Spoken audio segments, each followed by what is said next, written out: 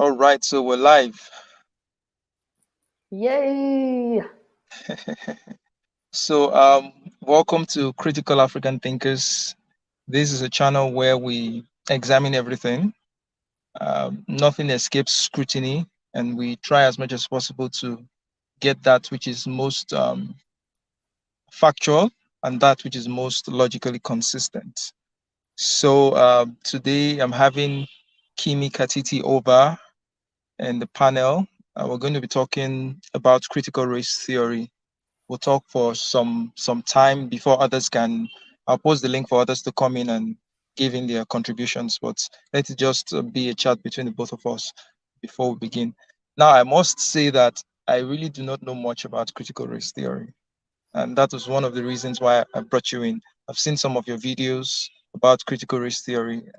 I find those videos fascinating. So I want to learn more. I want to know more about this theory. But before we begin, maybe just tell me a little bit about, not much, just a little bit about yourself. Then we can go on with critical race theory. Certainly. I'm Kimi Katiti. I'm originally from Uganda, Kampala. I lived in Uganda, Tanzania, for South Africa for about 7 years. And just at the end of that, then I moved to the United States. So I've lived in the US, particularly LA. I'm in LA right now for 8 years. Yeah, it's a little quick summary about myself. Oh, that's great. So you were born in Africa. You've lived most of your life in Africa. I was actually born in the United States, but yes, I've lived most of my life in Africa. Oh, okay, okay, Yeah. that's cool. That's cool. So let's get right into it. Critical race theory. What is critical race theory? So critical race theory is an approach to looking at the law and laws and ultimately, for that reason, justice through a racial lens. However, the modes of thinking that gave rise to critical race theory come from um, a school of thought called critical legal studies. And before that, before we got into critical legal studies, we had critical theory, which emerged out of a few German thinkers in Weimar who wanted to understand why Marxism, Leninism didn't work, or any other iteration prior to their thinking didn't allow for an accurate critique of the power structures we find in society. Power structure is actually a term that came later with Foucault, but they just wanted to dissect and see why certain things weren't working previously, and it is a Marxist school of thought. So through the years, from like the early 1920s all the way to the 1980s, we have different critical theory type ponderings that gave rise to critical theory today. And the key proponents of this movement are Kimberly Crenshaw, and I believe Derek Bell was sort of her mentor. We have different people, Mary Matsuda. There's a few names. It's actually a lot of work, a lot of legal papers that comprise what we know as critical race theory. And ultimately, my frustration with it is the conjunction with postmodernist thought, which dissects all reality as we know it. It's a pretty existentialist mode of thinking, and in and of itself, because it questions truth and questions language, questions power, it can't be the arbiter of absolute truth and power and knowledge. So that's kind of my headbutt with critical race theory. I hope that's sufficient enough. Okay, I heard all you said, but I must say I Mm-hmm. did not understand much of it. So it's still very, very technical. Can you Mm-hmm. put it in very lay terms? I mean, Yeah. critical race theory is very, very contentious right now in America. Yeah. There are those who are for it, and there are those who are. So there's serious emotion behind it. So I need to be Yeah. understand. I need to be able to understand as a lay person Yeah. what are the specific tenets of critical race theory, and what are those things that makes it so contentious? Are there merits to it? What are the merits? Are there demerits? What are the demerits? So, yeah. Yeah, I totally hear you. In lay terms, critical race theory basically, and I have to say that the social justice movement that we see now, a lot of the languaging comes from critical race theory. So a lot of the terminology that you hear spoken today about race, that comes from critical race theory. So what I'm about to say will sound a lot like all of the things that you might hear consistently. It's just that people don't go to the source. So critical race theory says that racism is present in all interactions, simply based on the fact that the superstructure meaning like all forms of power, all forms of dominance and domination were created by white people for white people. And so just as a Black person, you're a victim to just the natural oppression that exists out of white people being the dominant group. So if you were to take a case to court, the appeal of critical race theory is to say, please take into consideration the fact that white people run this country, and if your victim is, or your defendant or whatever, is Black, take into consideration the fact that we live in a white society, and it is more likely that acts of racism were key factors in why this person was a victim of such a crime, etc., etc. Does that sort of make sense?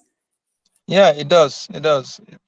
It does make sense. So basically, what you're saying is that critical race theory proposes that for every interaction, there's always a racial component to it, and That's the right. outcome is influenced by the position that, since the structures was built by white people for white people, almost entirely it's going to turn out to benefit white people, or Yes.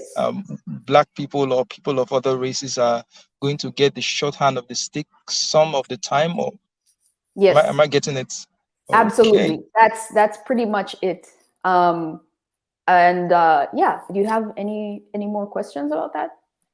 Okay. So why isn't that the case? Isn't that true? I mean, the white people in America, they are the majority, and they apart from being majority in terms of population size, in key positions, they are the ones in those positions.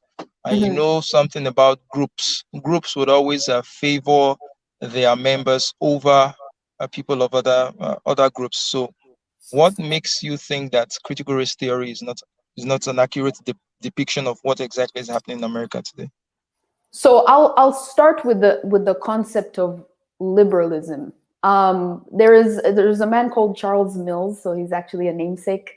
Charles Mills argues that because somewhere the Marxism, right? So because liberalism is a concept that was created by white people for white people, Black people are automatically excluded. My problem with that is this is an inherent it's racism, because you're now saying Black people are just unable to integrate into the concept of liberalism.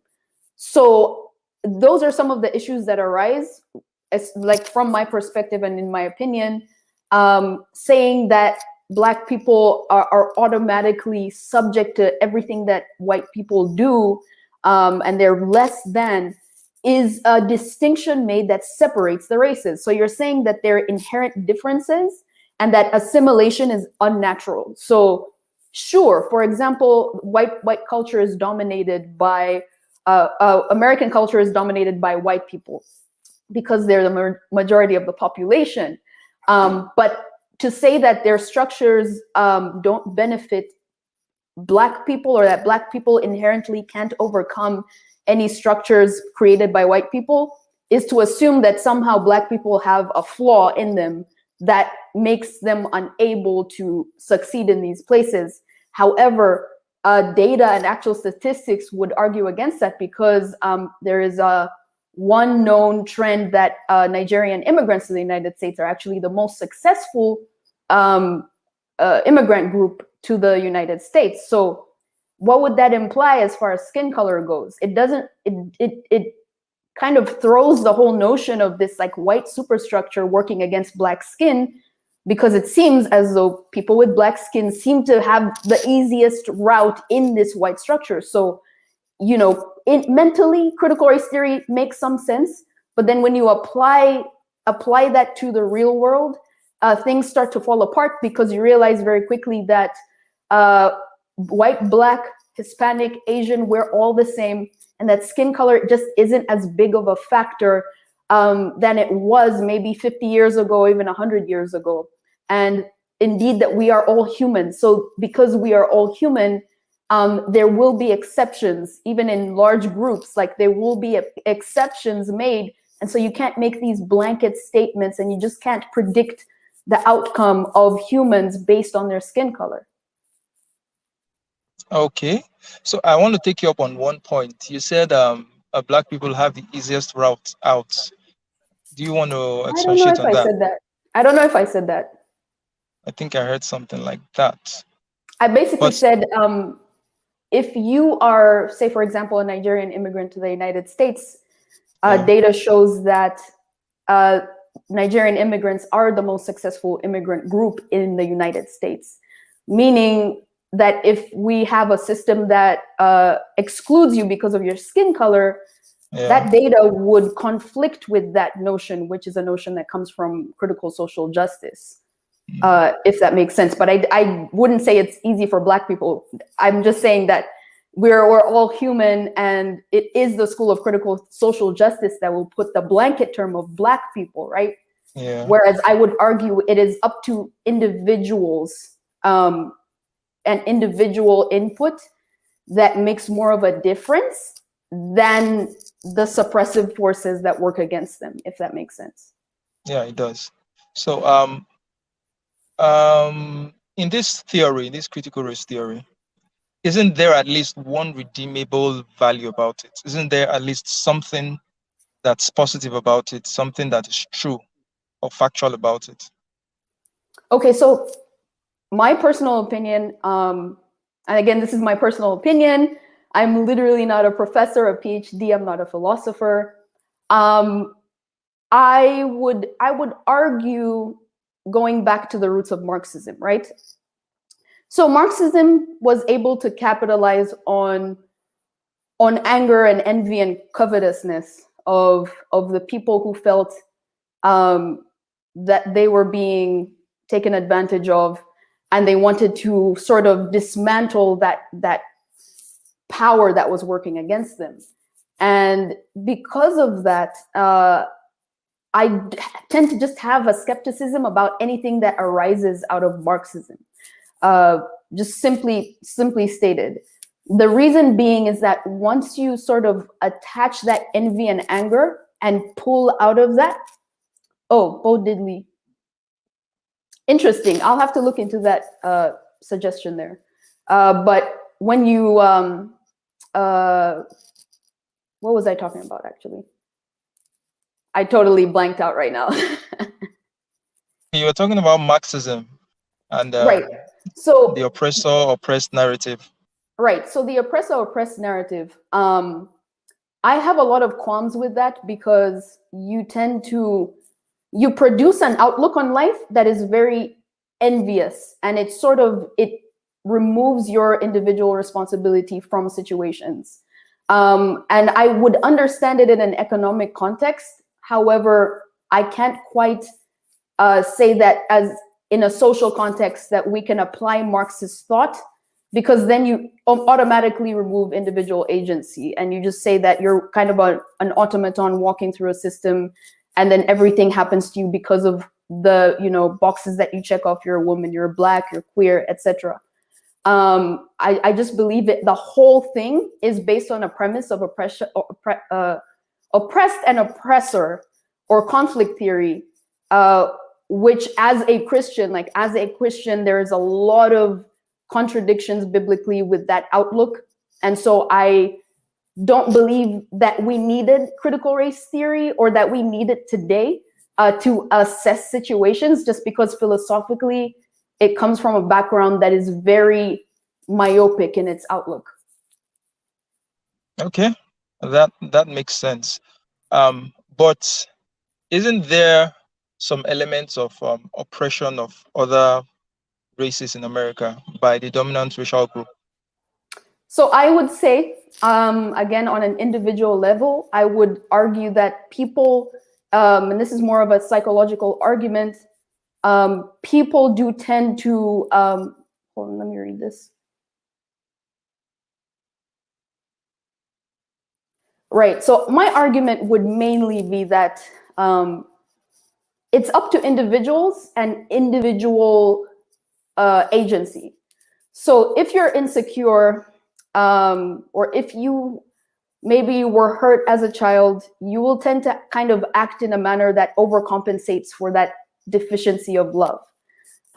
This is something that I actually get from Desmond Tutu. He speaks a lot about forgiveness. He has a book that says there's no future without forgiveness. And he talks about his encounters with the Africana apartheid police forces and all the political actors that were involved in the time. And he has a different approach to it because of what he went through dealing with overcoming apartheid and overthrowing the apartheid establishment. And again, it just comes down to the fact that we're all human. And sure, there is racism.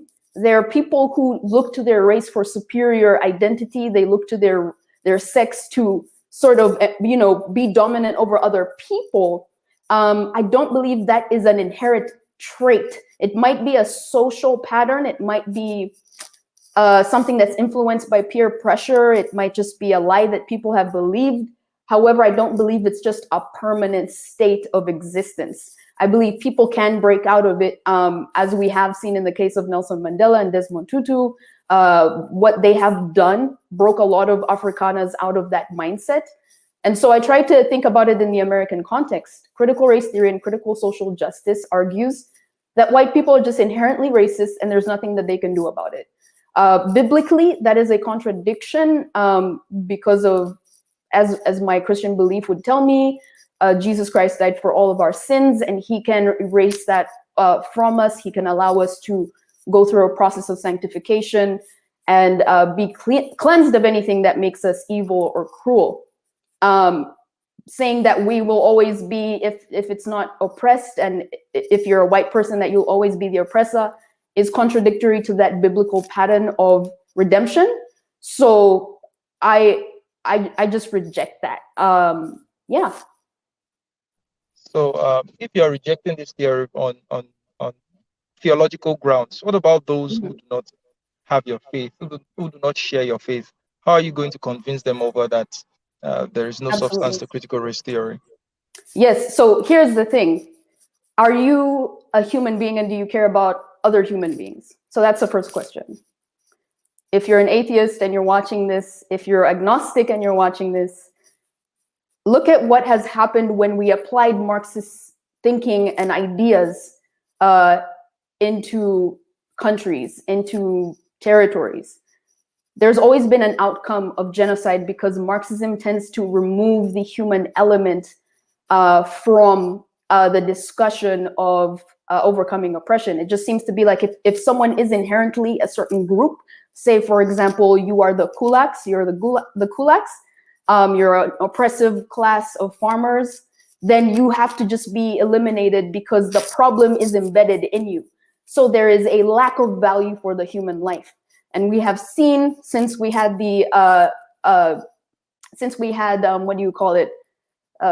socialism and Marxism implemented throughout the past 100 years or so, we've had 100 million people die because of the lack of value of human life. So if you don't even believe in God or any theistic philosophy, think about how much you cherish human life. And are you willing to take the risk of having another million or more lives lost because we keep running back to this ideology that tends to be very, very cruel and very inhumane? Okay. Is there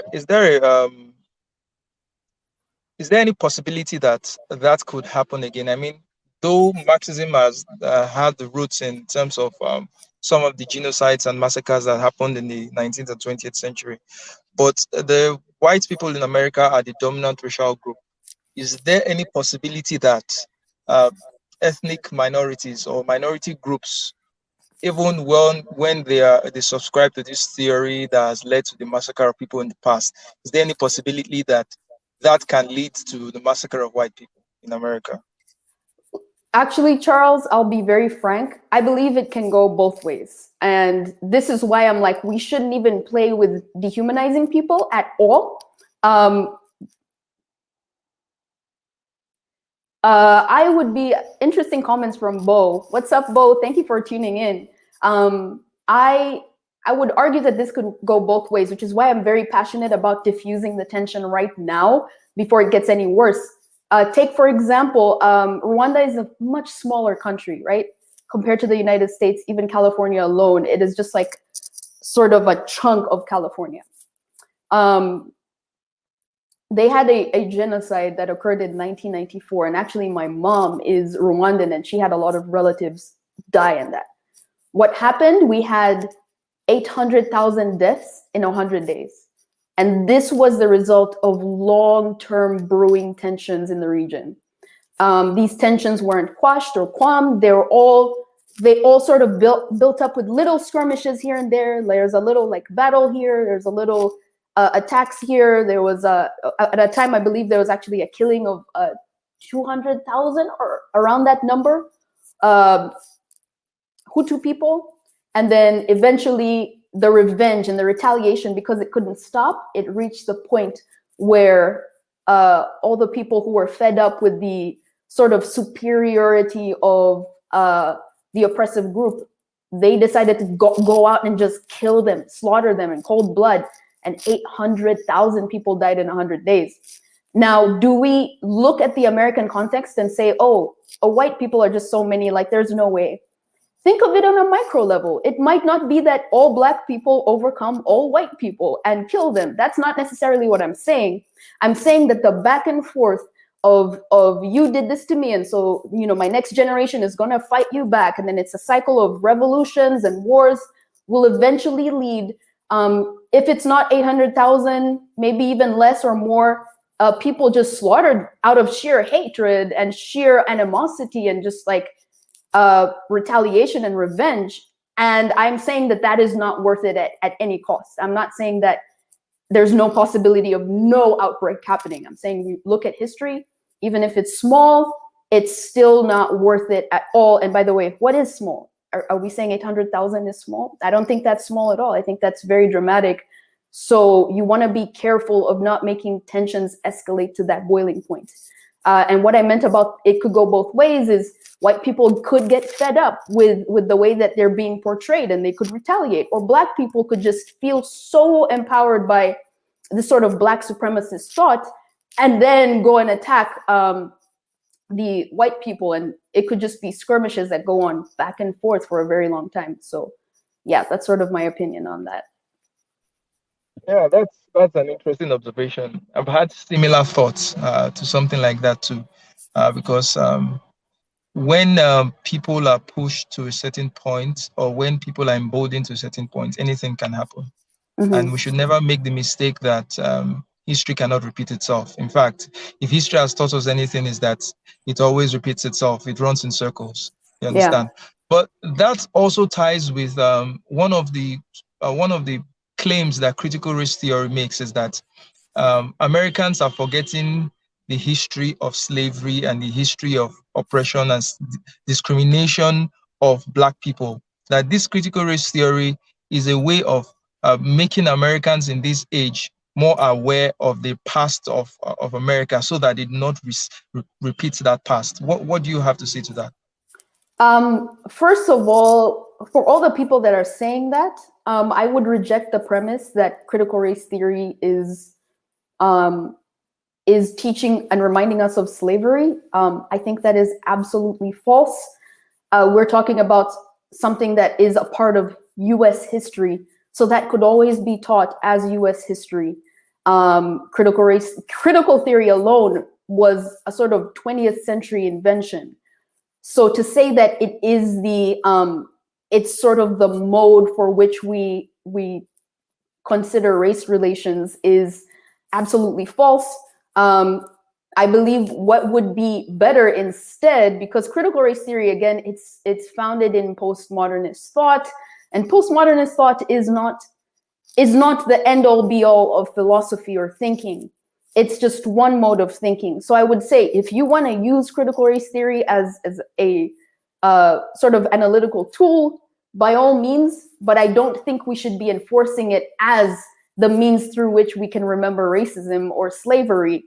I would say even as Christians, we sort of remember this through the story of Exodus and through the story of Moses leading the Israelites out of Egypt. So we're always conscientious of oppression and deliverance, and just that belief system alone ensures that we're very conscientious about that in our everyday interactions. However, saying that critical race theory has to be taught in order to remember slavery is just making people, it's dumb. I'm sorry. It's for lack of better wording, it's just dumb. It's deceitful. It is, it's disabling agency of thought. I mean, if you just teach people about apartheid, teach people about Africa, I mean, we Americans could be better off learning about racism by actually remembering that Africa is not a country, it's a continent with 54 countries inside of it. And if you learn about Africa, I believe that in and of itself could dispel racism, because you're learning to value other cultures, especially cultures where Black people come from. And learning about the history of the world generally is going to keep that at the front of your mind. So I don't think we need critical race theory for that. Okay. One question. There's an interesting observation I have noticed. I mean, Black people of slavery, descended from slavery, most or many Black people, I can't say most, I haven't met all of them, but I do get this sense that many Black people that descended from slaves, they have kind of a different approach or mindset to other immigrant African groups, especially those who have come of recent. For example, yourself, although you were born in the US, but you spent most of your time in Africa. So isn't there something that those African Americans who are descended from slaves, isn't there something that they are seeing, that they are feeling, that they are experiencing, that other immigrant African groups are not experiencing or seeing? You mean today in like 2021? Today. Yeah, today. I mean, sure, but does Kimberly Crenshaw speak for all African Americans? As like a real question. I don't know. I don't think so. Right. I don't think she would, but she may say, but I don't think she does. Right. I don't believe that the experience of one African American person sort of encompasses the feelings of all African American people. I would say listen to the different voices. We care a lot about diversity of thought and diversity in general. However, we are marginalizing, there goes that word. We're pushing away African Americans who say, no, I'm not oppressed. We're like, okay, you don't fit within the sort of framework of Kimberly Crenshaw, so your voice doesn't really matter. So we should be listening to all sorts of voices, especially African American voices. Their voices and their experiences are so valuable. However, just critical race theory, critical social justice doesn't allow for that diversity of thought. So they kind of want to engineer a particular narrative, which again makes me lose a lot of respect for it, because I've heard from African Americans and it's different depending on who you are and where you're from. It varies. It's not a blanket, you know? So why is it so contentious then? Why is it, I mean, if it's just a theoretical thing, if it's more like a conversation, let's have a conversation about race and all that. Why is it so? I think the Trump administration did something about trying to ban it from schools and all that. Yeah. So why is it so contentious? I mean, primarily because it is a Marxist school of thought. That alone is very contradictory to the American way, American values, the American system. And I believe that effort was just out of a concern for the animosity and hatred it's bred. I mean, just think about how we're approaching race today. It's full of so much vitriol and anger, and just even so much to the point that people are unable to really understand what another side is saying, just because it's like, how dare you even open your mouth if you're white? So I think that was one of the motives for that, was to squash the sort of Marxist roots that it brings. Again, there was a lot of concern over the fact that the BLM founders self-confessed that they are trained Marxists, so that was a problem. And so that, I think that was one concern. And another thing is there was a plot. So this is a bit of history. In 1925, Joseph Stalin actually wanted to inject communism into the United States through the struggle of African Americans against white people, and that would be a way to sort of bring communism sort of as this infectious disease to kind of ruin everything that America stands for. You can read all about this in Comrades, A History of World Communism by Robert Service. Really great book. I believe there's another book, I haven't read it, but it's called, I believe it's Color, Communism, and Common Sense by Manning Johnson, but someone can correct me if I mistitled that. But that talks about that effort. So I think the American governments and people who kind of value America are conscientious of that effort that was begun in the 1920s. And so I think that's another reason there's such a strong pushback against it, because there is a huge ulterior motive and ulterior goal of bringing communism into the United States. So you believe that critical race theory is just a front for bringing in communism into America? That's one of the very many beliefs that I have of critical race theory. Again, this isn't really founded. I mean, I don't know Kimberly Crenshaw or Mary Matsuda in person, but I take into consideration the fact that Herbert Marcuse, who radicalized Angela Davis, was a communist, or at least a sort of Marxist sympathizer. And so you look at all of the history of that, and it just definitely makes you think, like, I wonder if this is another attempt to sort of radicalize American youth. So it's just kind of a guess, but it's not a risk worth taking. It's like, we don't need that, you know. It's like, we already are aware of our racist history. We've had the civil rights movement. So I think people are just like, no, let's not take this risk. So someone was saying Coleman Hughes was on Mark Lamont Hill's show recently arguing against reparations, and so many comments decried him as not black. So those people who are against critical race theory, those black people who are against... Oh, Charles, I think we lost you. Oh no.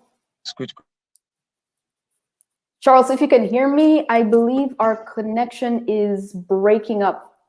Okay, so okay. I'm using my phone actually, so I was okay. The call was coming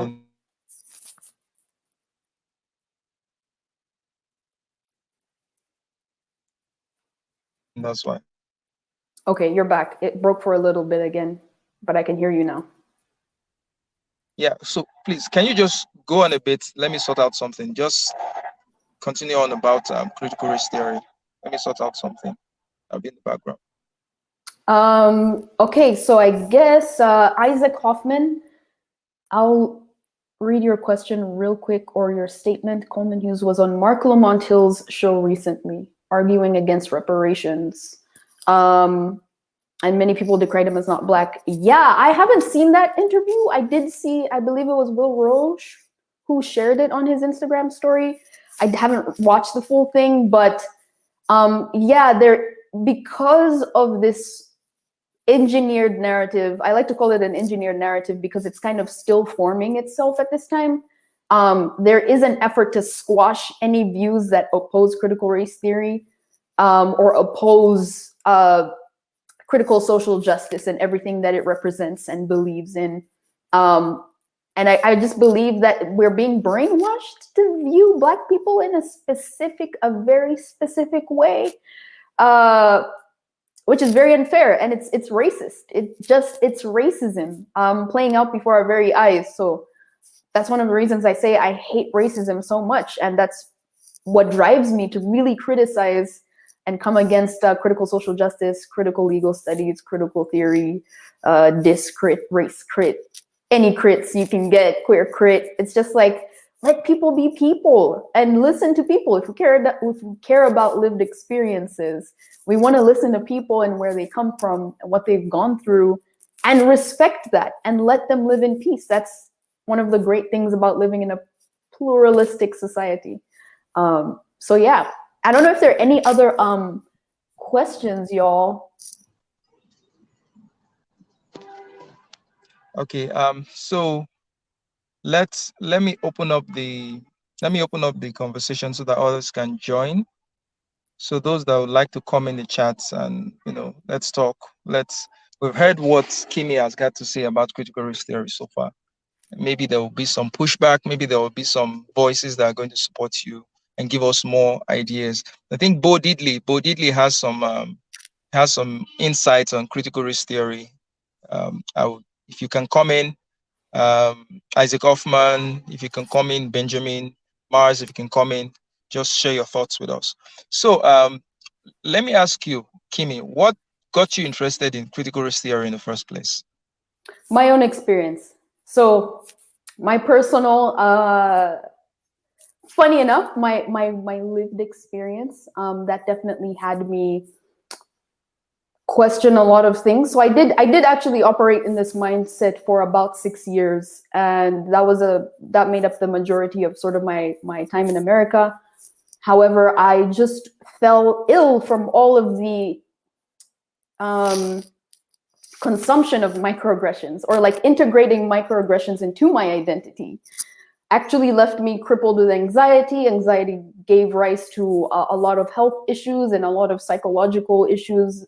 I don't think the DSM would term it as inferiority complex anymore, but to an extent, that victimology, as I believe John McWhorter calls it, was actually physically making me ill. So I needed help, and I just started to use my Christian faith as a mode of breaking down some of the ideologies that I'd adopted, and to kind of return to what the word says. And in that process, which took over a year, I found myself extremely night and day, like finding so much peace, health, healing, wholeness.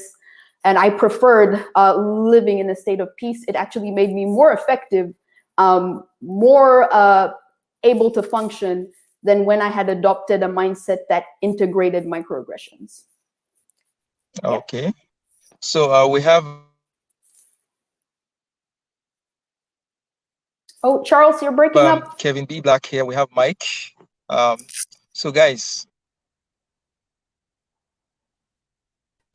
Hey. Hello. Hello. Good afternoon. Yeah. Good Hi, afternoon, Kevin. Welcome. The pronunciation of your name is Kimi, right? Yes. Okay, sure. So I was listening to. I am somewhat familiar with your channel and the content that you put out. So I was concerned as some of the ideas that you bring forward, but where I have some issue with your characterization of some of the proposition you've made is sometimes I think the words you use, in my opinions, are not accurately defined. For example, in your definition, what is Marxism? Marxism is an ideology that came from Karl Marx that is founded in conflict theory. So we're looking at oppressed versus oppressor groups throughout history.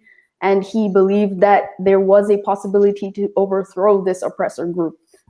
That in simple words. So I agree. But do you acknowledge that there's no such thing as a Marxist economy? Marx was not an economist. Marxism is a critique of capitalism and not an economical movement within itself. Right. Yes, I absolutely agree. Yeah, so I definitely believe that that critique of capitalism can then not be applied to social contexts.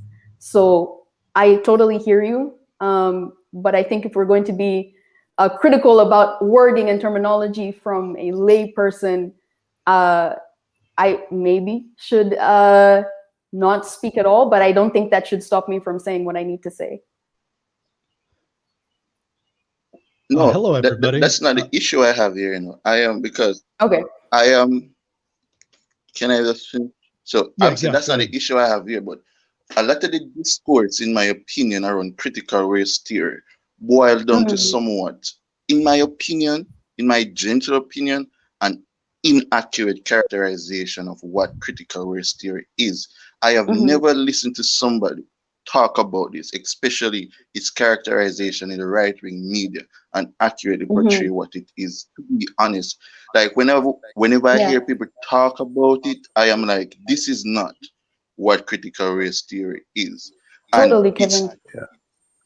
because, all right, let me because I was writing down some of the stuff you said here, and let me try to address some of them what you are making.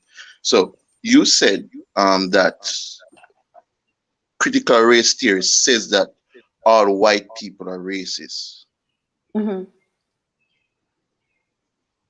but I think that's an error, because my reading of critical race theory is what it does is try to differentiate what perpetuate whiteness as an institution and not as an individual, and how that institution can place itself through society. And there are many.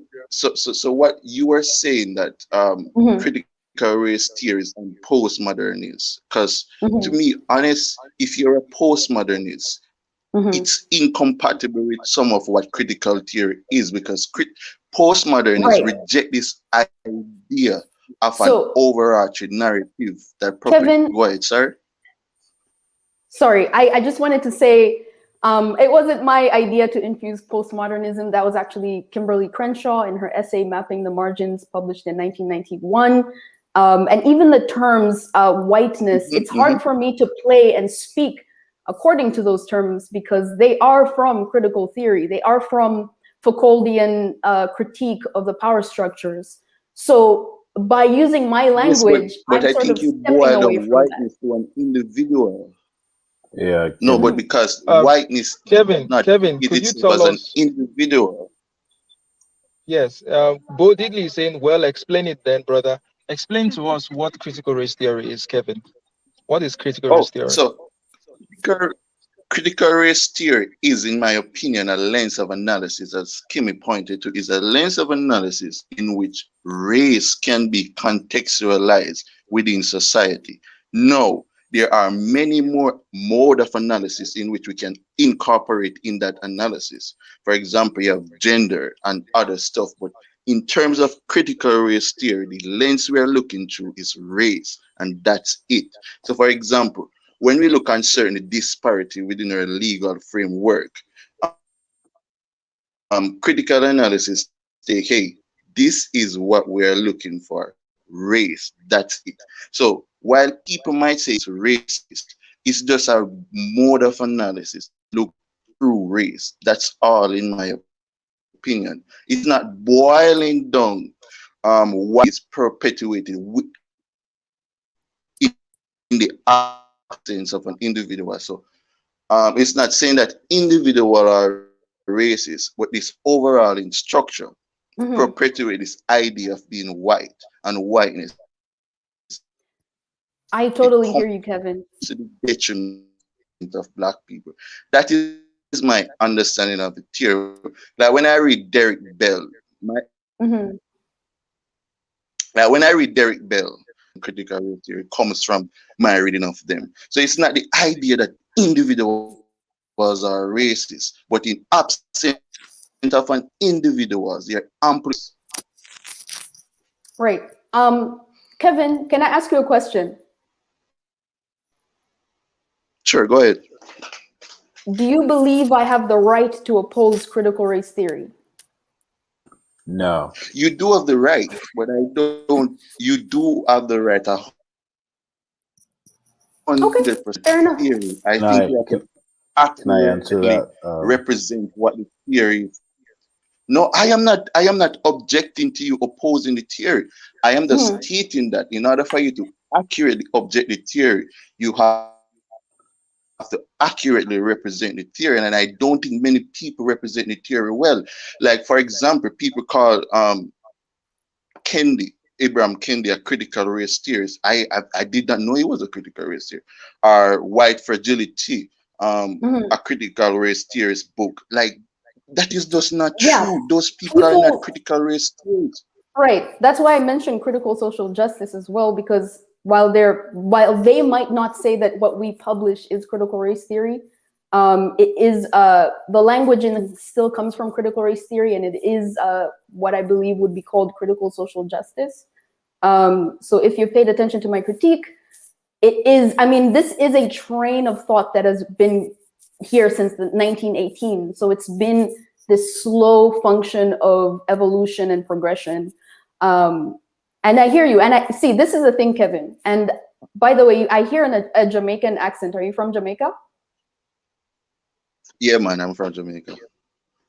What's up? Okay, that's really dope. I wanted to just say the criticism. Have you ever been that to Jamaica? people, I have never been to Jamaica, but I really want to go. Hopefully one of these days, maybe this year, but that's really dope. I love Jamaican music, and I could go into that, but I just wanted to say what people are speaking against mostly is the attitudes that come from ingesting critical race theory and critical social justice. And this is how I view it. Again, just my opinion. It's like saying if someone criticizes the Holocaust and says, I don't believe that we should have slaughtered so many or killed or gassed so many Jews, then someone goes ahead and says, but you haven't read Mein Kampf and you don't understand Mein Kampf. And you need to go back and really understand Mein Kampf before you criticize the evil that was the Holocaust.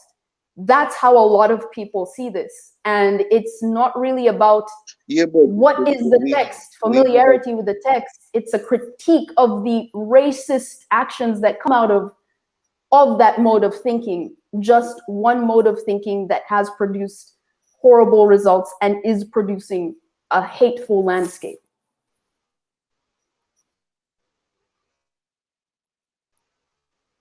But I don't think you blame Christianity for every misinterpretation that arises from Christianity, because I think as a Christian, you fundamentally think that there's something good about Christianity and its application as how we use it to view the world. So I think it's very unfair for you to say that because these are interpretations from critical race theory, that means this is critical race theory, when it's not, in my opinion. Like Robert DiAngelo is not a critical race theorist.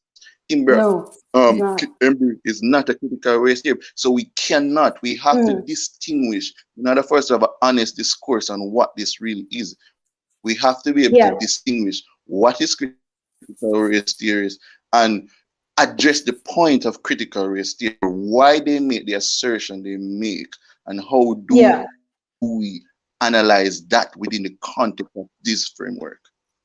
Absolutely. And I don't believe I have, over the course of this live stream, lumped DiAngelo into critical race theory. I think I referred to Kimberly Crenshaw and Mary Matsuda, and in sort of summation of the critical race theory literature that's been at the hands of Richard Delgado and John Stefančić and even Laura Lederer. I've never heard Kimberly Crenshaw or Derek Bell reduce whiteness or white supremacy to an individual. That is the issue. I've never the summation of the text as an individual. Yeah, I hear you, Kevin. No, can I come in a bit? Can I come in a bit? Yes. Kevin, a question for you. What is the merits of this racial analysis? What is the merit of trying to analyze things through a racial lens in this age? Hey, I'm not trying to interrupt or anything. I just want to make a quick statement. Is that cool? Go ahead. Yeah, So, sure. Go ahead. Sorry. so Yeah, go ahead. are you guys aware that a lot of our ADOS history either gets covered up or just doesn't get mentioned in the textbooks, like the Tulsa Massacre? So, critical race theory would make sure that those sort of things are taught in schools. You know, real history, because a lot of our history got covered up. If you're not aware, Charles. Just a quick interjection that I don't believe ADOS and critical race theory necessarily because critical race theories in a sense it creates the illusion of a flat blackness, whereas all black people's experiences are the same. So to try to use That ADOS is history not true. and I'm ADOS. I'm a supporter of ADOS reparations, all that. And I see where critical race theory is trying to reduce our history to just racism and create a flat blackness, whereas it in essence, and to the sister point that she made earlier, why I said great answer, like I don't support Kimberly Crenshaw. She doesn't speak for me, and I believe that intersectionality is just as detrimental to ADOS as racism, maybe more so detrimental than racism. Yeah, that's great, Bo. Can Thank you I so much. can I interject? Can I interject here for a sec? The Go ahead. idea that I think one of the idea here that I'm trying to push back against vehemently is there's an insistence that is made for us to view the individual outside of their identity. So, for example, when you just say that Kimberly Crenshaw doesn't speak for you, you're saying that you're an individual and you want to be viewed as such. No one is denying a person of their individuality. No one is. But the point is that in a society where we live, people are viewed, are targeted based on their identity. When black people were enslaved, it's not because they were individual, but because they were black. That is the idea of we stigmatizing people based on their identity. So when people create laws against homosexual or transgender, it's not based on their individuality, but based on their identity. So even though you want to be viewed as an individual in society, that is just not tenable, because society laws are written to target individual and also their identity. So while you want to be viewed as individual, there's an identity component in which we are being stereotyped within society, and that is very undeniable. In last week only, there was, I think, while we might disagree or agree with it, there was 60 new legislation bring to the sign in states to about transgenderism and how it infecting society. So we can go around playing this individual game, but we have to identify that people are viewed based on their identity too. So we cannot remove the identity component of how society is constructed. That's very Okay. good, Kevin. Thank you for sharing that. Okay. And also, So one Bo, quick go ahead. one quick and this is another problem, right? When we talk about historical contexts of slavery, while yes, black people were enslaved, to say that we were enslaved because we were black is also not entirely true, because during slavery, even if you look in the South, there were black, you had the freedmen, and you also had blacks who owned slaves, right? So slavery wasn't entirely predicated on blackness entirely. So there were nuances there's nuances within the discussion of slavery that can't just be minimized to just because we were black, we were slaves, or because there were slaves. I think it deserves a more nuanced discussion, and I think critical race theory takes away from that. Okay. That's great, Bo. Oh, Charles, go ahead. Yeah. So let me just comment on that. I think that's a very good point that Bo made. I'm not disagreeing with you. And I think it's something that I've heard from Asol say too. many Black Americans don't really agree with him. But it's something I've heard him that racism was not the reason for slavery, but rather racism came after to try to explain why humans will dehumanize other humans to the point of enslaving them. So it wasn't because they were Black, that's why they were enslaved. Rather, slavery has been ubiquitous throughout human history. Different peoples have enslaved other peoples. In fact, I think they were even enslaving the native Indians before they brought in Black slaves. The native Indians were already being enslaved, and probably because of the way they were dying and all that, they started bringing in Black slaves. And I also believe that there were some white slaves as well in America throughout some point of the history of slavery. So I don't entirely agree with the position that people were enslaved solely for the color of the skin. That is to me, that is really not true. So that's what I just wanted to add. And yeah, to that, Charles, and to what you had mentioned, Kevin. Yeah, I would not. Sorry. Oh no, it's all right. I just wanted to say, where we have as a group identity been lumped into certain divisions and segregation. I mean, most people are passionate about diffusing that for the sake of being individuals. That's why we had, the abolishing of slavery, starting with William Wilberforce way back. I believe it was 1833, and even then there was a natural angst against that. This is predating critical theory by almost 100 years, right? And then we go to 1865 and we move forward to the civil rights movement where we're abolishing Jim Crow. And so I believe that even without critical race theory, while it is a great legal school of thought that can be just looked at as a school of thought, it still isn't the arbiter of true justice and division. So or diffusing that division. So I totally hear you. I think what you brought up was a great point that a lot of people still need to think about. So Isaac, Go ahead. I'd like to hear your thoughts, Isaac. All right. Hello, everybody. Hello, Charles. I agree with. Are you familiar with the work of Edward Said? Wait, are you familiar with the work of Edward? No, I'm not. Could you type his name? I'll look him up for sure. Please let Isaac speak. Isaac, go ahead. Let me just speak on Edward Said. He was a Palestinian transplant to the United States, I believe, and he started up decolonization studies, post-colonial studies. I think that's correct. Hello, everybody. Hello, Charles, and everybody. Kimmy, I've seen some of your videos. It's quite a small world to see you here.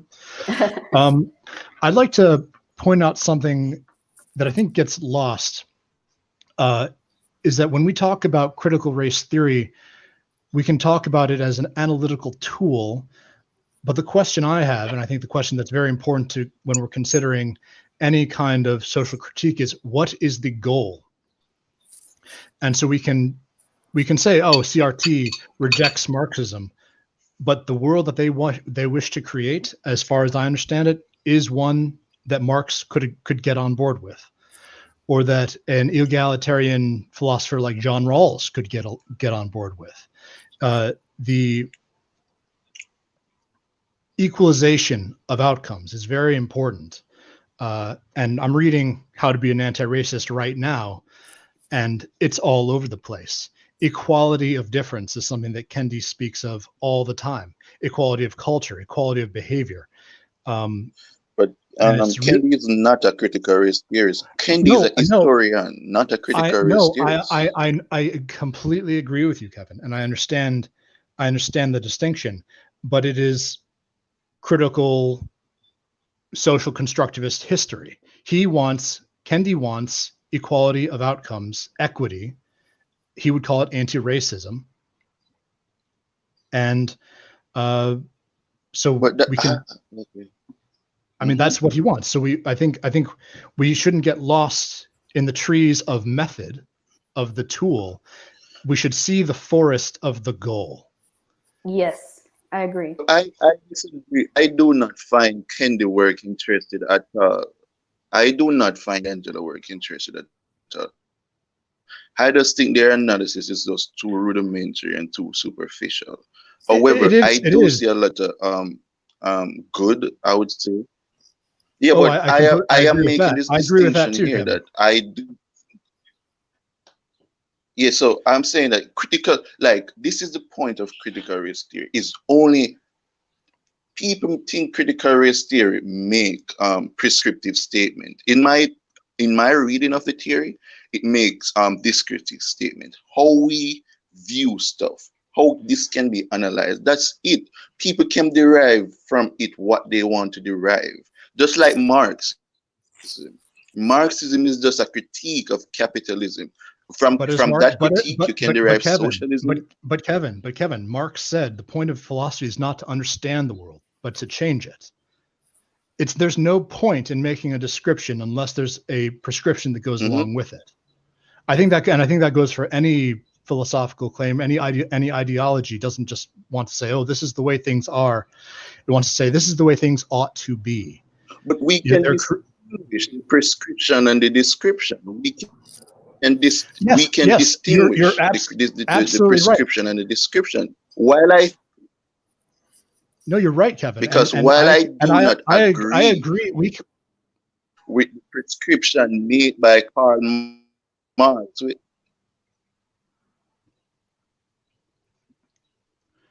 Kevin, I think we lost you. Okay, Kevin, maybe he'll be back shortly. You're not hearing me? Isaac. Okay, we can hear you now. Go ahead. You're back, Kevin. I asked you a question, Kevin. I said, what exactly are the merits of critical race theory? What particular benefits would we derive from studying this theory and understanding it and possibly implementing anything that it has to offer? What value is critical race theory currently in 2021? All right, so are you familiar with the work, Kimmy? Are you familiar with Judith Butler? Not that well, no, but I'm familiar with the name, but no, I'm not familiar with her work. All right, so Judith Butler was a gender theorist, right? She in her first book, Gender Trouble, she analyzed how gender is socially constructed and how we perform our gender role, irrespective of us making a conscious decision to do so. Now, from her theories, there has been a lot of movement. You have the queer theory, you have feminist, you have a lot of stuff that stem from her theory. Now, while you can disagree with the deduction made from her theory, you can say, okay, then she's right. Some of the prescription or description she made is right. And this is some of the issue I have here. We can disagree with something said, but understand its usefulness. I think when people put Marxism out of the water, they are unable to engage with the critique Marx make of capitalism, because and I think one in which Marx does effectively, and while he might be wrong on certain issue, I am not going to discard Marxism because he gets certain wrong. Like if you read Marx's theory of alienation, I agree with that theory 100%, in which in capitalism, how human is alienated from their labor and alienated from society. Because I grew up around my father. I did not grow up around my father. He have to work somewhere else because he wanted to support me. So while he was wrong and that socialism and communism is a natural evolution of capitalism, he was dead wrong on that point. But I think I am able to say he was correct here, he was wrong there. But to just throw out Marxism like that, I think it's just a disservice. And I think it's just show that people are not willing. Kevin, we're back to critical race theory. To engage with the idea that Marx has put forward. Kevin, okay, let us say we're not bringing Marx into this, we're discounting Marx. Marx has nothing to do with this. What are the particular merits of critical race theory today? You hearing me? Yeah, I can hear you. Go ahead. Oh, but critical race theory stems from the idea of Marxism. It stems from critical theory. If we want to understand critical race theory, we have to understand the Frankfurt School, in which how they portray capitalism as this undefeatable force that we're daily psyche, and how we get around that is not achievable. So when it comes to critical race theory, I think it adds that same mode of analysis. Hey, white supremacists, whiteness are unbeatable, and in a society we can do stuff to alleviate it, but we can never reduce it. Like if you're looking at criminal justice system, this stuff plays out exactly like the disparity between white conviction and those stuff is just there for us to say, okay, if we apply a critical race theory analysis to this, it provides a sort of explanation as to why this happened.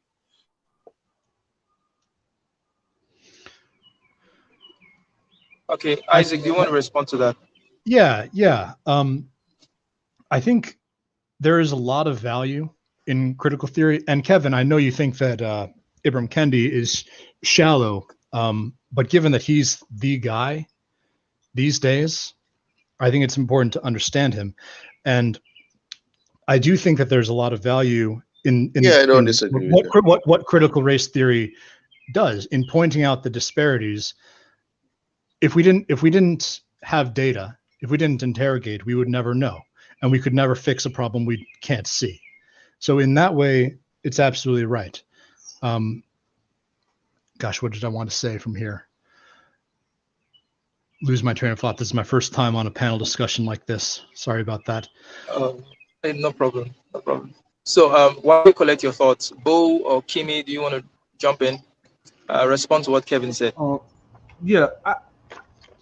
If she wanted to go, I'll follow behind her. Yeah, Kevin, here's the thing.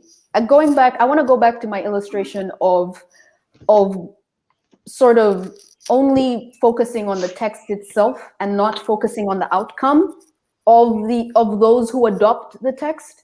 If we go back to Mein Kampf, I think there's some texts where you have to look at what it produced in 10, 20 years. How did it affect those who took its tenets to heart? And so we look at Marxism, for example. While there's some concepts that you can say, yeah, I hear you there, not everyone has the sort of self-control to just read it and absorb it and walk away. People get it and they get radicalized, and they have now a new outlook, which in and of itself tends to dehumanize people who are seen as the oppressor. So what we have had as a result of Marxism is genocide, is starvation, and the list could go on and on. What we've seen from the reading of Mein Kampf is one of the worst cases of just human violation ever. And what we are trying to stop right now is seeing the beginning of some sort of rift in American society, where critical race theory, while it is a text that we can look at, and not just a text, it's a school of thought, we are worried about where it's going to lead. So that is my concern with it, and that's why I'm vehemently opposed to it. We take what we've seen with history, and then we look forward, and we try not to repeat the mistakes of history.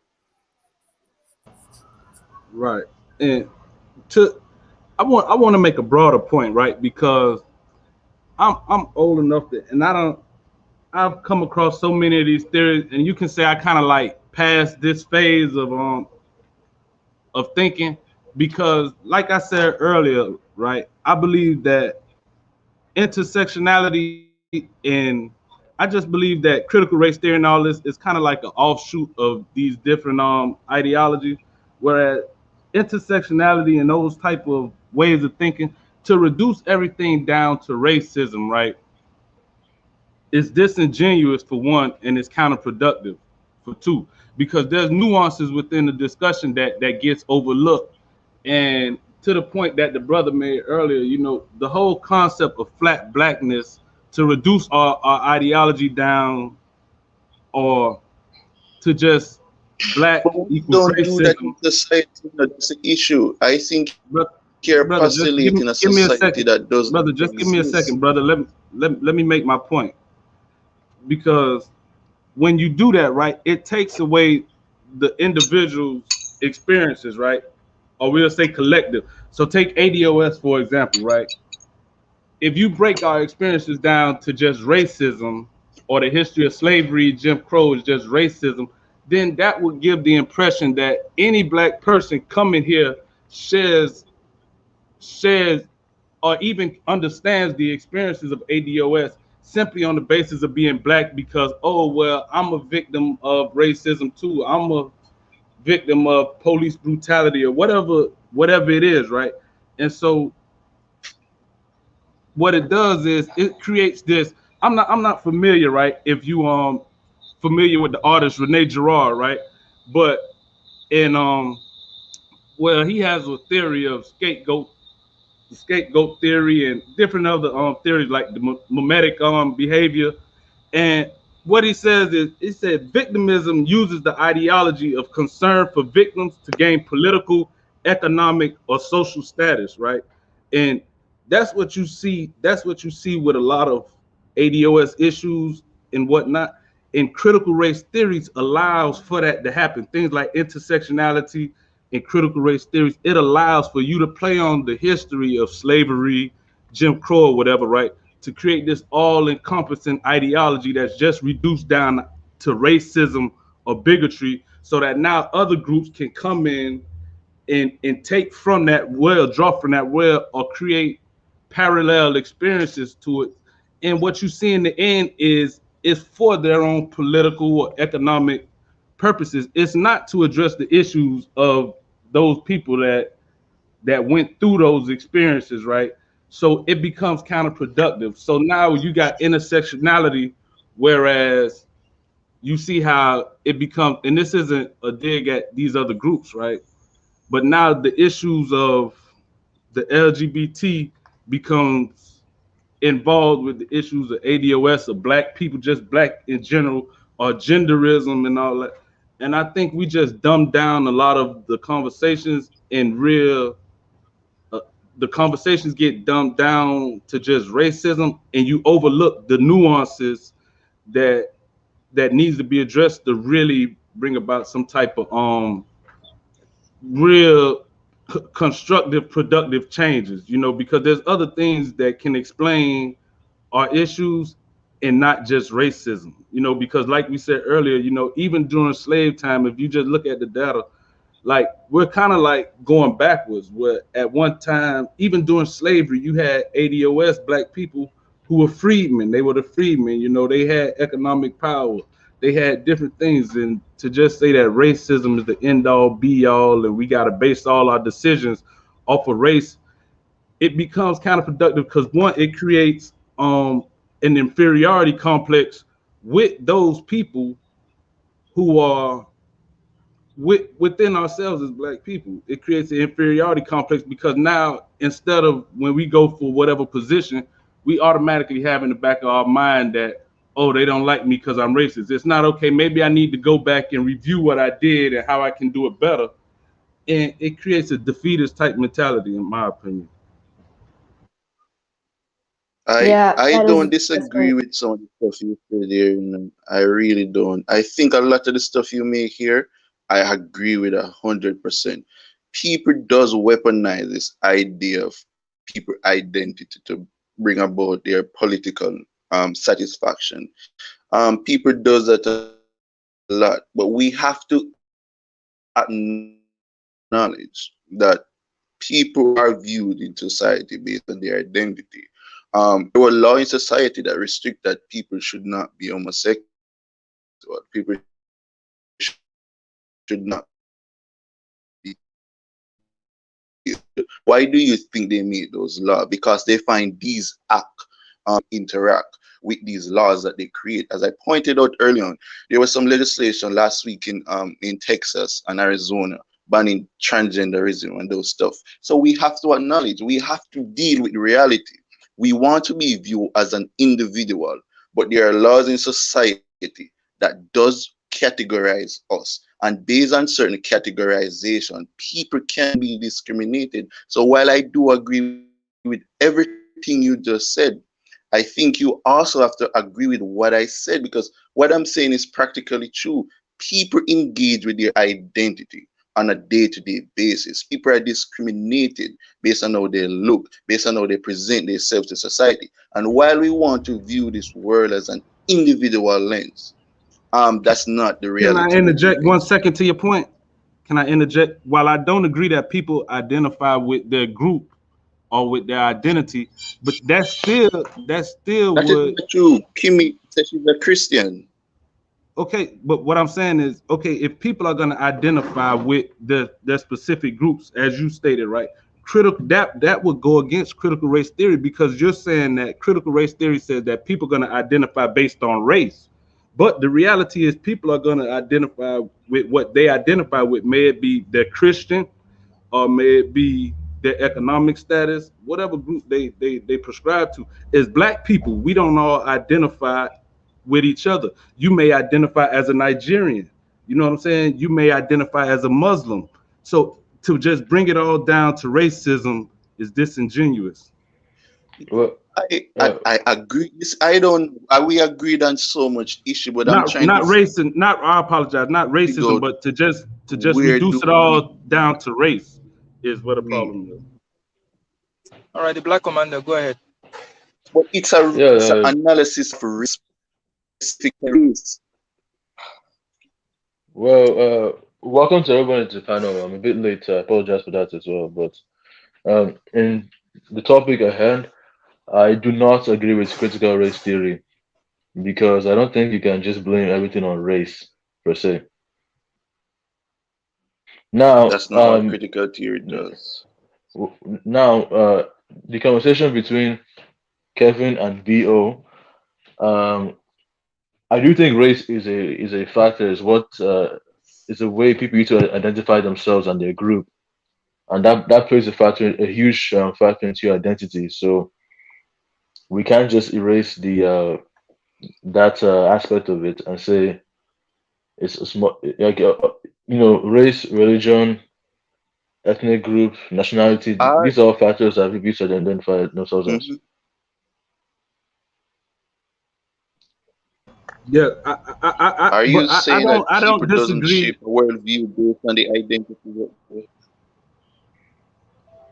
I don't disagree to the fact that people identify by race, but I believe that it goes well beyond that. So once people come to a basic understanding of race, we still live. America is still somewhat of a meritocracy, whereas there's going to be other issues, just socioeconomic status, your religion, different things of that nature that's going to supersede race at the end of the day. Well, of course. I'm not saying that that's not the case, but I'm saying I agree. Yeah, actually, I think Kevin can go on. He has something to say if I cut him off. Sorry. We agree on so many issues, but I think the point we are making, you're asking critical theory to do something it's not intended to do. Kevin, I have a question for you, because I really like specifics. So when you say people are still being discriminated based on their group identity in this age, can you give examples, specific examples in this age, in 2021, where people are still being marginalized as a group based on their racial identity? Based on their racial identity? Wait there. Is there you saying based on racial identity or based on their identity? Based on their racial identity. Not just identity, I mean racial. Since we're talking about critical race theory, so race is what we're looking at here. Oh yeah, so for example, after the election last of Donald Trump, there has been many laws implemented in the United States, as some people would say, to limit or curtail the voting of black people. And these laws of many racist rooting that seeks to disenfranchise black people because they overwhelmingly vote for the Democrat Party. So that would be one of the way in which race play a factor, because there has been, I think, at least 26 of these laws passed to eliminate certain aspect that would curtail black people from, that would prevent black people from voting. And if you go to the, like, there's a lot of study done here. If you go to the criminal justice system, even if the FBI report say, like, there's a lot of police department in the United States that play to the dehumanization of black people.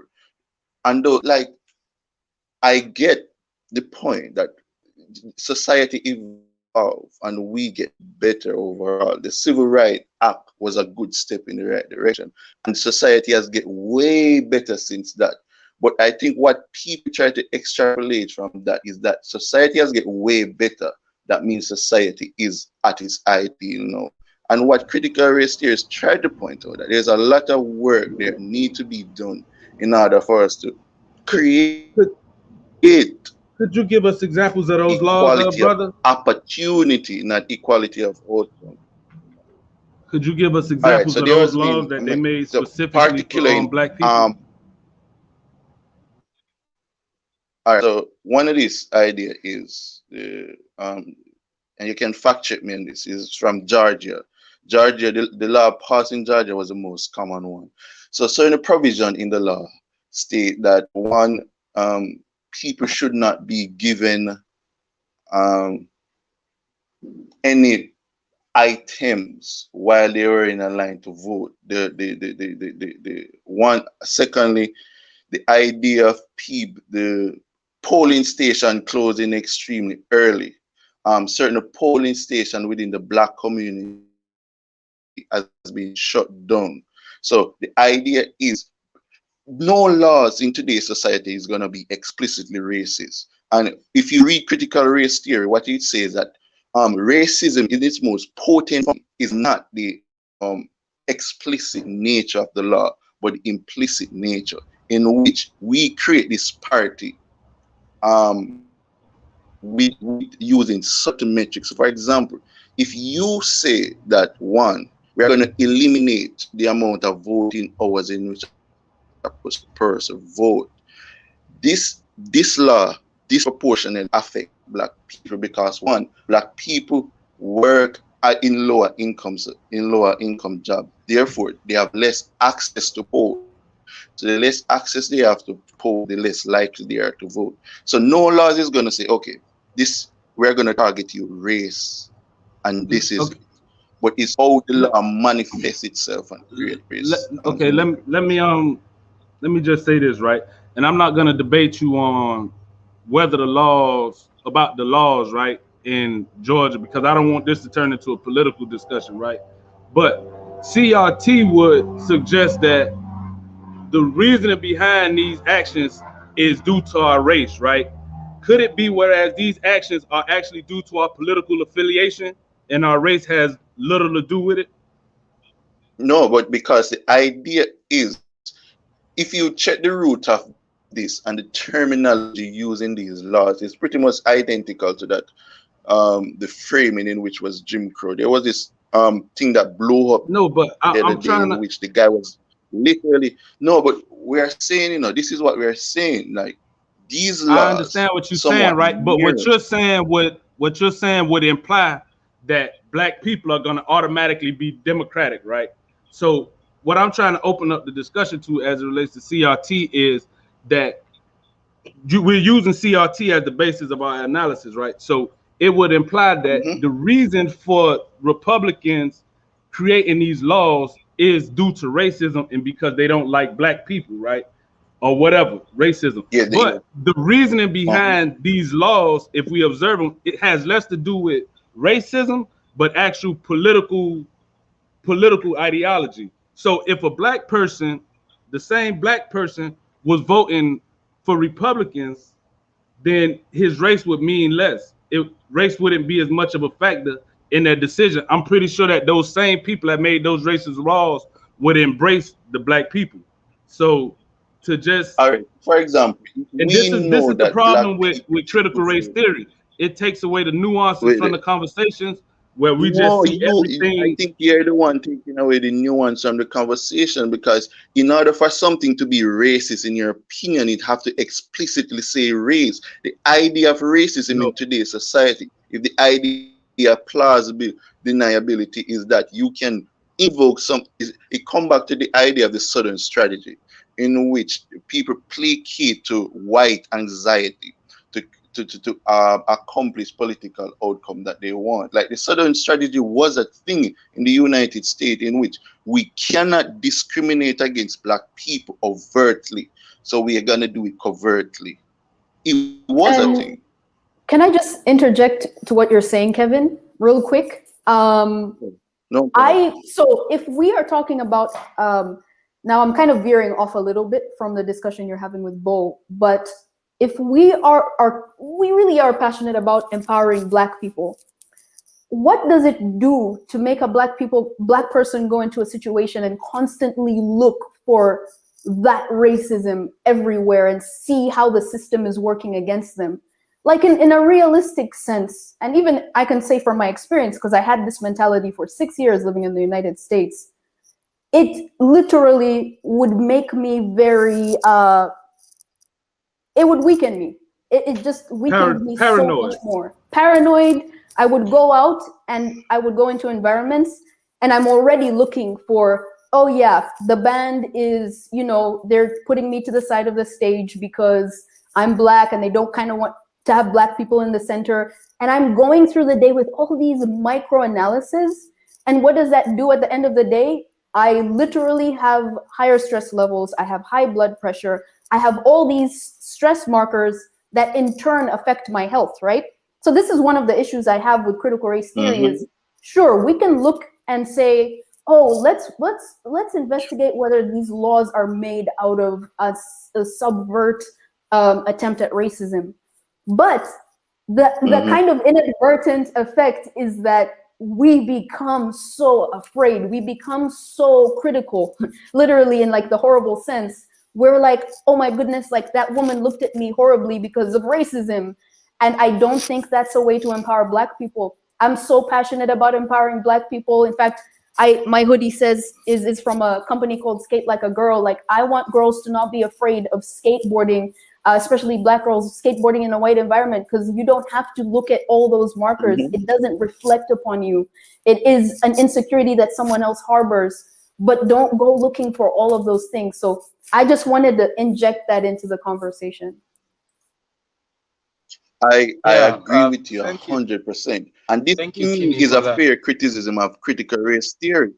Yeah, I agree with you 100%, because this, in my opinion, is the fairest criticism of critical race theory, is create white supremacy or whiteness as this ineradicatable force that we cannot remove from our society. I agree with you 100% on that. But we have to acknowledge that there is room for advocacy in our society. And when people should advocate based on what they need in society, I don't disagree with you there. But we also have to acknowledge that we have to tell people the truth. Like, we cannot because truth will make people feel a certain way. That means we're not going to tell them the truth, because while you might not feel the discrimination, there are people there who feel the discrimination. So we cannot say, because, okay, I am going to get rid of this mindset, that means this is what everybody should do and everybody can do. Not everybody experience this discrimination like how we experience it. Sure. Okay, so Kevin, I asked you about what specific laws are targeting black people today, and you gave an example of the laws that were passed, the voter laws that were passed after the presidential election. I'm very, very familiar with that position, that talking point, but nobody has still been able to prove to me that it has anything to do with race. I mean, if you want to take Bo's logical reasoning, let me finish. You get it. You get time to respond. If you want to take Bo's reasoning, it does seem to me that if black people were voting overwhelmingly Republican, don't you think they would have done, if this law is actually racist, if it's impacting black people, don't you think they would have framed the law in such a way as to favor black people to vote for them? And wouldn't that tell you that the motivation behind this is not really race? It is more politics. It is more, how do we get power? You understand? So a lot of these things that are termed as racial, I agree. A lot of these things that are termed as racial are usually not racial. They might have racial outcomes because somehow certain racial groups will sieve out to manifest or be disproportionately affected by that phenomenon, even when the initial goal wasn't a racial goal. So we have to take all these things into consideration. I think that for someone like Kendi, I think that Kendi is up to something. He may be defining something, but it certainly is not racism. He's confusing concepts.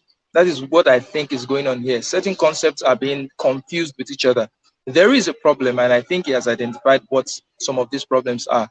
But the definitions that is given to these problems, or that critical race theory is given to these problems, is what I do not agree with. So you can go ahead and respond. Yeah, man. We can talk all day, and I think we would agree on a lot of stuff.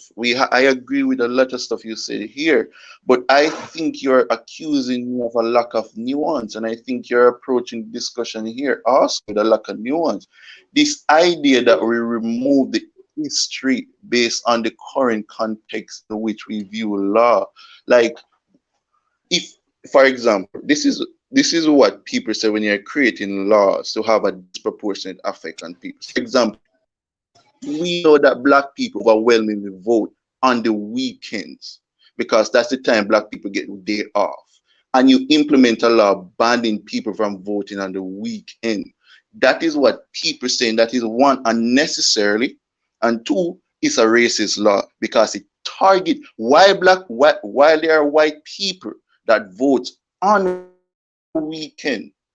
This go disproportionately affect black people and disenfranchise black people. And this law have no other routine than to say that we ban weekend voting. That is the point I'm trying to make here. That there's not going to be a law that explicitly say we're going to target you based on your race, because that was the idea of the Southern strategy. How we eliminate this overt racism, but we codify it into more subtle and repressive form. So that was my point. Back to another point with the individual. I agree that we should empower individual to his maximum capacity, and we should tell individual, work hard, pull yourself up by the bootstrap, work as hard as possible. But we also have to identify that there are social struggle and structure here that disenfranchise black people, especially when it comes on to this idea of the drug war and how that was implemented to destroy the black homes. And these are social structure in which we live in, and black people will be freer with the elimination of these laws. So while I agree, we should empower the individual, but we should also identify the structures that can disenfranchise the individual also. So I agree with you 100%, Charles. And many of the stuff that Kimmy says, I also agree with. But I think your analysis stops at a point, and I think it should go a little bit further. That is just my opinion. So I think that's absolutely right, Kevin. Sorry, I'm going to jump back in here. The question is, how do we get to that society that values the individual, if that is what we value? And that is a question that I would have for you, Kevin, is what does your ideal society look like? The question I have is, how do we eliminate that nefarious social milieu that CRT talks about, that I think does exist to a certain degree and has certainly existed historically? Racism, homophobia, anti-Semitism, any idea that permeates a society which denigrates a certain identity or a unchosen attribute, skin color, for goodness sake, hairstyle, curly hair. I've heard about curly hair discrimination. And so a question I have is, do we go to all of these critical theories, gender crit, literary crit, fem crit, CRT, or do we fall back on what I think has worked historically, which is liberalism, that fundamental acknowledgement that every human is just that, human, and ought to be afforded the respect, because you never know what value they will be to you. And you want them to cultivate themselves so that you can engage with them, and so they can engage with society, and everybody can get together on their own terms and be productive and be peaceful. What do you think about that? Okay, let me get a crack at this. I agree. We agree a lot on stuff today, but I agree 100% with what you're saying. How do we accomplish or arrive at this society? I am not sure if there anything such as an ideal society.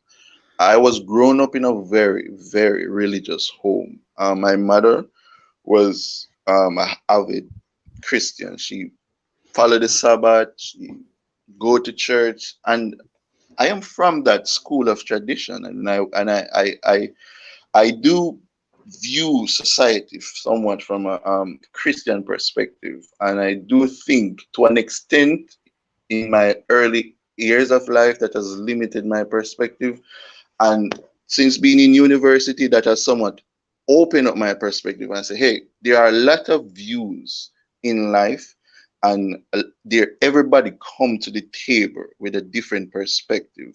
There is no one size fit all approach that we can ever have to fix all of our problems. So therefore, we must look at a lot of, school of analysis or mode of analysis to get better understanding of our current reality. And for example, one of gender theory was stemmed from critical theory too. And we can criticize gender theory or how it has empowered women, if you want to say too much, but we can also acknowledge that a lot of the good that comes out of there's a lot of good that came out of the feminist movement and some empowerment of women and its mode of analysis in which he gave us a way of looking at stuff that we did not see before, and a lot of people take the good from it and leave the bad. And that is just my framework in which I approach life. Everybody have a different perspective. Everybody come to the table with a different perspective, and we listen to them and incorporate them. And I hate when people just throw this, what would I say, thought terminating cliche.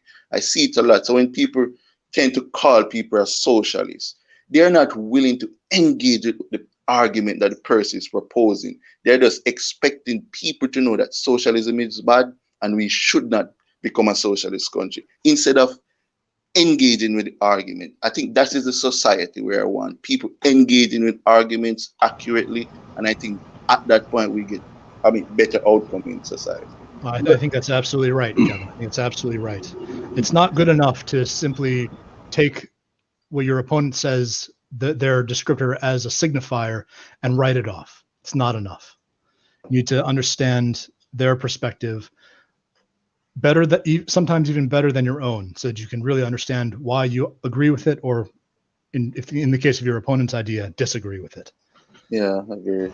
Right. I was very homophobic when I was younger. Like when I was younger, I was very homophobic. I hated gay people. I hated transgender people. That's the worldview I had. I just think those stuff was very repugnant, and they should be cast out of society. Like, think meeting a person who does not adhere to the heterosexual framework that we have in society, it kind of changed my perspective on life a little bit, to understand where people coming from and why people do what they do in life. So I think I talk too much. I'll give the floor to someone. Let me say something, right? Because I believe that critical race theories, right?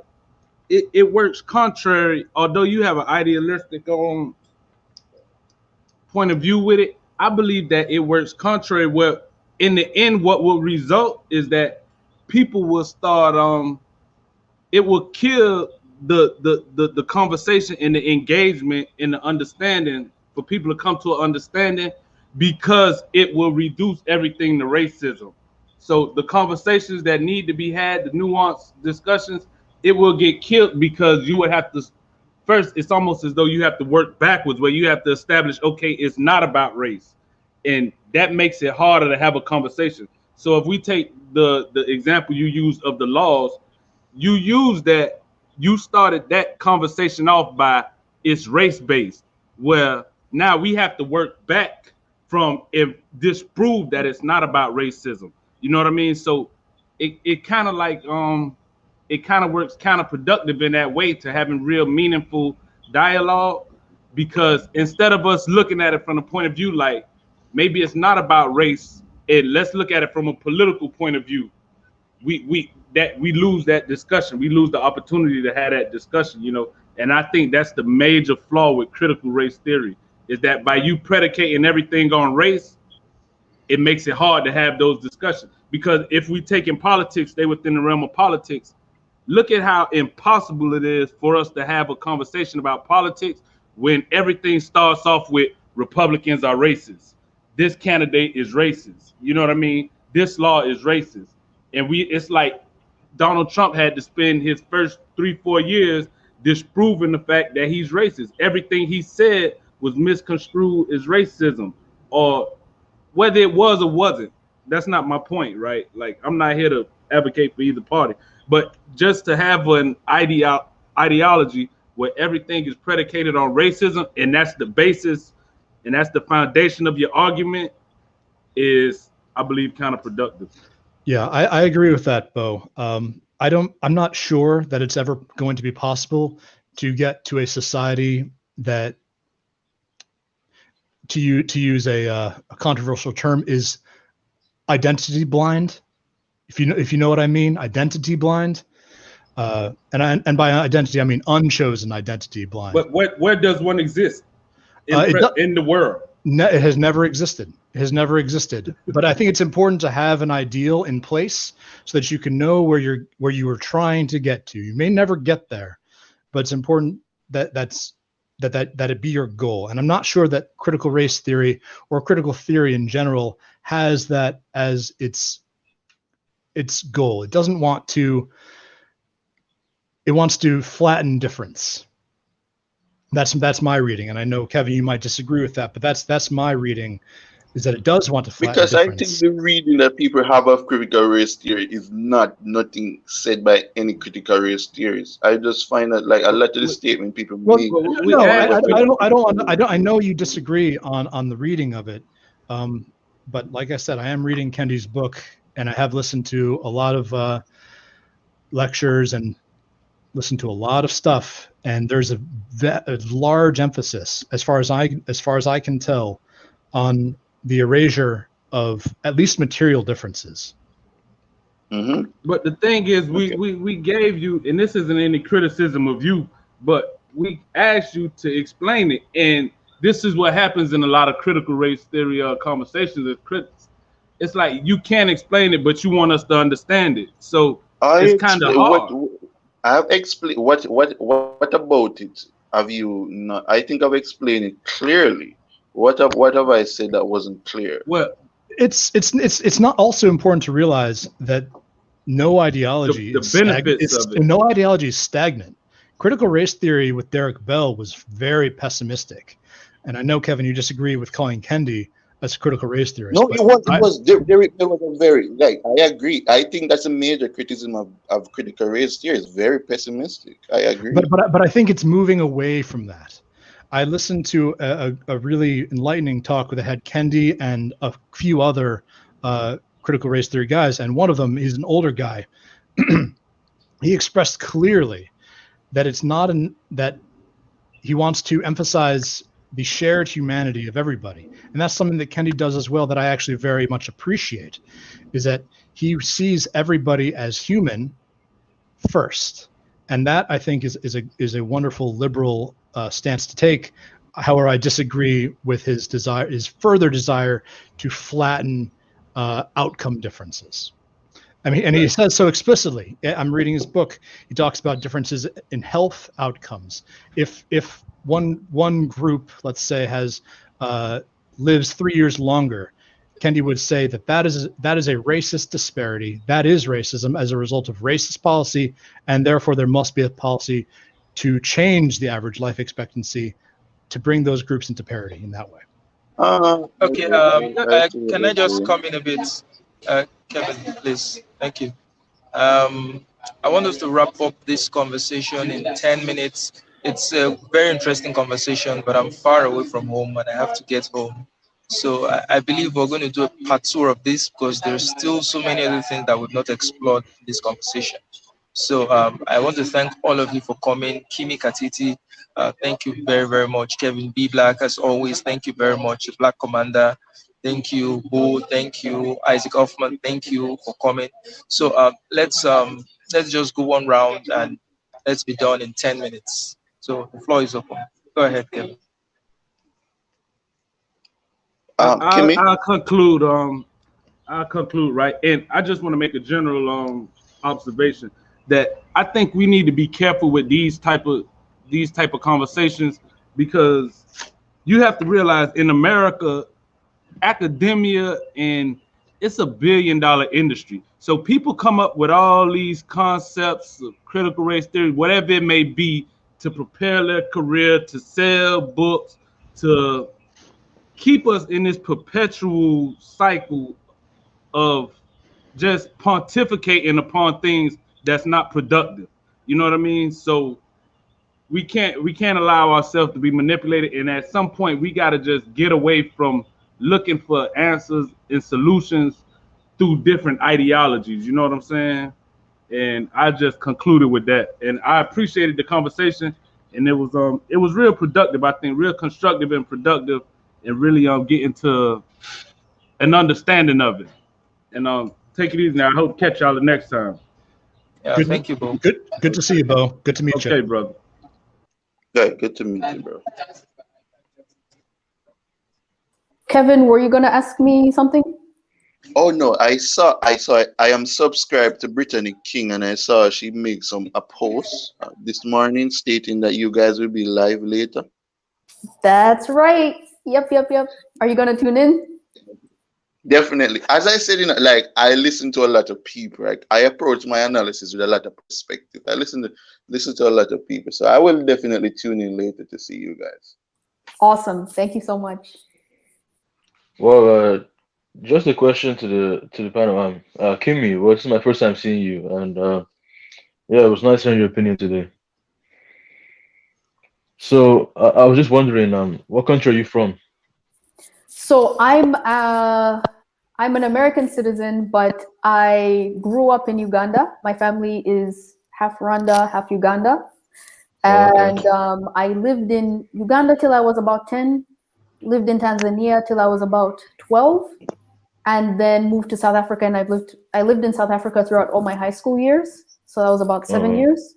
And then I've lived in the United States for 8 years. Okay, well, that's interesting. That's quite the experience then. Thank you so much. And where are you from? Is Isaac still here? Isaac, I know. Kevin, are you in Jamaica? Where are you guys from? I'm from Jamaica. Well, gotcha. And for me, I'm from. Go ahead, TBT. No. You first. I'm from America. I live in Ohio. That's where I was born. And now I'm back after college. Nice, awesome. And for me, I'm from Nigeria. I'm from the east, but I live in Lagos. And before I came back to Nigeria 2 years ago, but before then I was in America for 4 years, in Houston, Texas. Then I was in UK for a year, just London, and I was in London for like 2 months, and then I went to up north to Manchester. Then Canada was just for like 2 years too. A bit of time in Vancouver, and then Toronto, and then Manitoba. But I'm back in Nigeria now, and yeah, I'll be here for a while now. So yeah.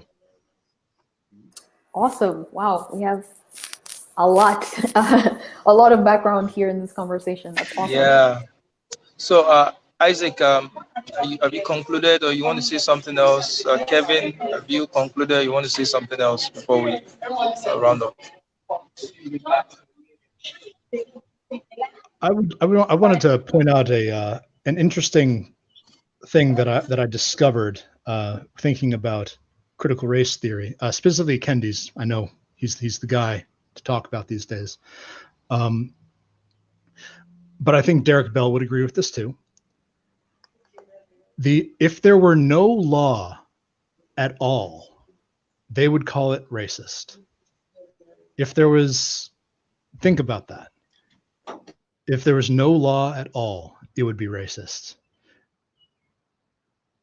And the reason I say that is because there would then be no state-mandated mechanism to redistribute, to equalize the situation, to commit redress for the ill-gotten gains that they claim have arisen from capitalism. So that's an interesting insight that I have that I wanted to just put out into the ether and see what people thought about it. Okay, so Kevin, go.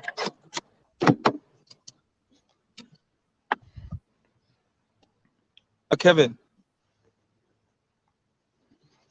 Okay. So I would like Kimi to have the last word. But yeah, I can hear you now. Go ahead. No. Yeah, man, it was really good being here. I really enjoyed the moment. As I said, I was watching some of Kimi video the other day, and I do take some issue with what she says, but it was nice just having a discussion with her, just her to explain some more of her perspective. And I really enjoy my time in here. And Charles, as always, thanks for everything. Okay, so that's great. Thank you very much, Kevin. So as for me, okay, go ahead. Oh, sorry. Not to interrupt, but I wasn't aware that Kimi has a channel. So, what's your channel, please, just so I can describe? Yeah, you can search my name, Kimi Katiti, into YouTube, and it'll pop up. The URL is quite long, but yeah, search for Kimi Katiti.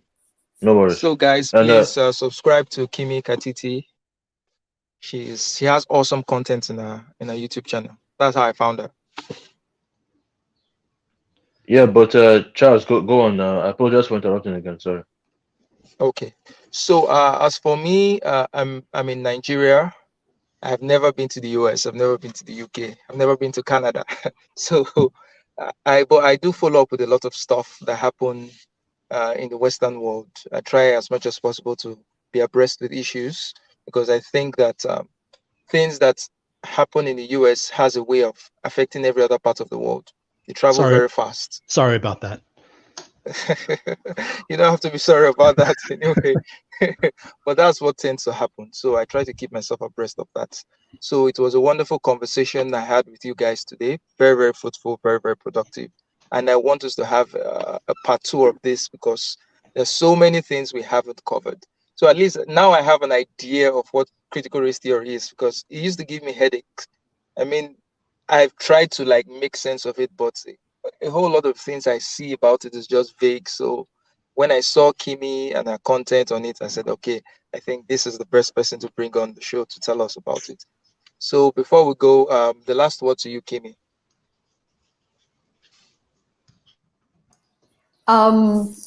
I am so thankful for this conversation, and thank you for everyone who hopped on to have a vocal verbal discussion of this. Thank you, Charles, for hosting me. I would say I think the question that Isaac posed was or at least the thought that Isaac posed was very very insightful. But I would also ask that we take a moment to just kind of step away from the academics. And again, I bring up Desmond Tutu, but look at the lives of the people who actually have had the worst encounters with racism and with racist regimes, and maybe like just personally wonder and ponder upon like what outcome do they come out with, because I personally sense that there is a very it's very different from at least the critical social justice movement. And I mean, Desmond Tutu has a book that it is titled No Future Without Forgiveness. And I think that's a very strong statement to make for someone who's been in the thick of apartheid, and it's been a part in overthrowing the apartheid government. So yeah, just that's my end thought with that. All right, that's a very good note to end the conversation. Thank you guys. So see you guys soon. Kimi, I'll be binging on your content as well. I've been watching your content and I will keep watching. So guys, please subscribe to Kimi Katiti. Thank you all for coming. Have a great day.